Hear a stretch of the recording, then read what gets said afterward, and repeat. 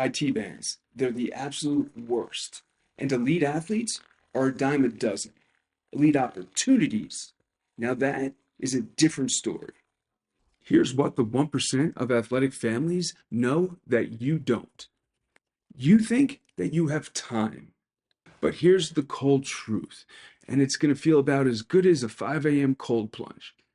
By the time your kid is a junior, 60% of D1 rosters, they're already locked. Not being looked at, not under consideration, locked. You see, the top 1% of athletes and their families, they're not just early. They're playing in a completely different timeline. And you need to understand what's actually happening while you're waiting for the right time, the perfect highlight video. In sophomore year, elite programs have their primary recruit list set.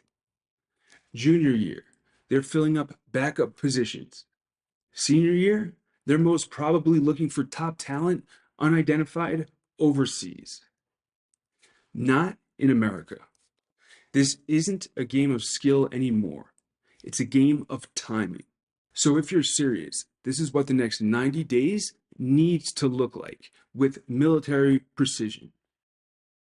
In month 1, you're going to lay the groundwork. Create your kid's digital presence now. Player profiles, highlight videos, social media accounts. Not next season, not next month, now. Start filming everything. And yes, even practices, even high-intensity trainings. Month 2. This is the exposure calendar, week 1 through 2. Research 100 programs that fit your kid academically, socially, environmentally, and lastly, athletically.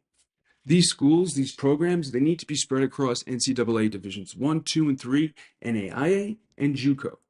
Mark down ID camps from all of those divisions, and you need to make it to 1 to 2 of them per level by next year. Make sure you plot key tournament dates that your target programs are actually attending. Week 3 to 4, start direct outreach to assistant coaches. They're your secret weapon, and email them, call them separately.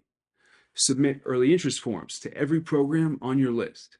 Month 3, this is the acceleration for programs that you haven't heard back from.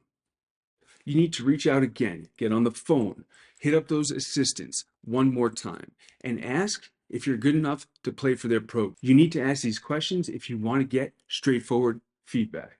Start collecting all the feedback from these coaches, even when they're brutally honest, and ask the right questions. Am I good enough to play for you? I'm not. Okay, what level should I target? A college coach is going to give you a really good understanding of where you should be looking.